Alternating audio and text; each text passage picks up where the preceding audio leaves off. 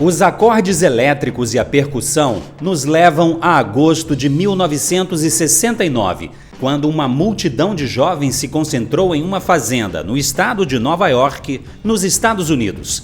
O momento histórico chama-se Festival de Woodstock e contou com 32 apresentações de artistas como Janis Joplin, Jimi Hendrix, Joe Cocker e as bandas Creedence e The Who. Estima-se que o público chegou a 500 mil pessoas e cerca de 1 milhão não conseguiram chegar por terem ficado presas no engarrafamento. O evento foi como um caleidoscópio de símbolos da contracultura que se espalhava pelo mundo ocidental. As atitudes indicavam a contestação a valores morais e políticos das gerações anteriores. Roupas exóticas e coloridas sinalizavam o que seriam as bandeiras de uma nova geração: liberalidade sexual, aberturas para ensinamentos vindos do Oriente e para o que consideravam novas formas de percepção da realidade, obtidas com o uso de drogas.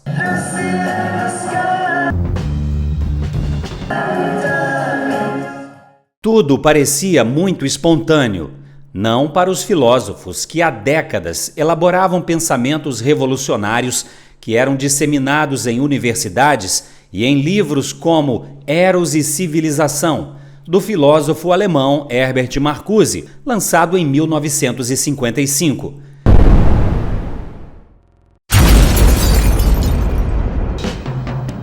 As ideias de Marcuse foram fundamentais para movimentos de contestação ao regime capitalista, como o Festival de Woodstock e a Revolta dos Estudantes em Paris, em que Marcuse esteve presente em 1968, ano anterior ao festival. O livro aponta o que seriam as mudanças necessárias para derrubar a mentalidade capitalista e fundar uma sociedade considerada justa. Por conta da grande influência deste livro, até nos dias de hoje, vamos nos deter ao que está escrito nele. Marcuse buscou uma síntese entre as ideias de Karl Marx, o pai do comunismo, e as de Sigmund Freud, o fundador da psicanálise. O objetivo é mostrar o que devemos fazer para construir um mundo onde os instintos da sexualidade humana tenham livre manifestação. Marcuse parte dos ensinamentos de Freud, que demonstrou que nossa personalidade é resultado de uma luta permanente entre duas forças. De um lado, nossos desejos, a libido, a pulsão sexual, e em oposição a eles, a realidade que norteia e reprime a realização de desejos ou instintos. Marcuse rejeita a tese de Freud, para quem voltaríamos ao estado de barbárie se não reprimíssemos os instintos para nos adaptarmos à realidade. O autor de Eros e Civilização afirma que existe um modo civilizatório que elimina a contradição e o tensionamento constante entre a vontade de prazer e as imposições da realidade. A solução seria adotarmos coletivamente o princípio do Nirvana, que manteria em equilíbrio definitivo as forças opostas. Haveria a satisfação de todos os nossos instintos sem ofender ou negar as exigências da realidade. Simbolicamente, o Nirvana nos levaria de volta a um estado como o que vivemos no útero da mãe. Assim como Karl Marx, Herbert Marcuse condena a sociedade capitalista pela forma como ela organiza o trabalho e distribui seus frutos.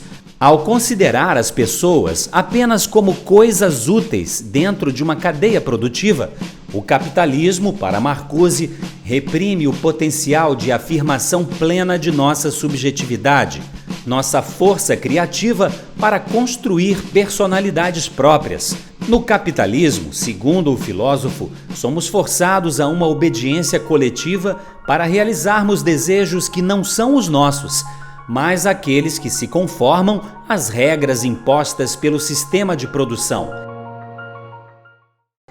A possibilidade da criação de uma sociedade sem mecanismos de repressão, com plena liberdade para a realização de todos os desejos, soou como música encantadora aos ouvidos da juventude. Eram propostas que, afinal de contas, tinham a chancela das mais altas intelectualidades.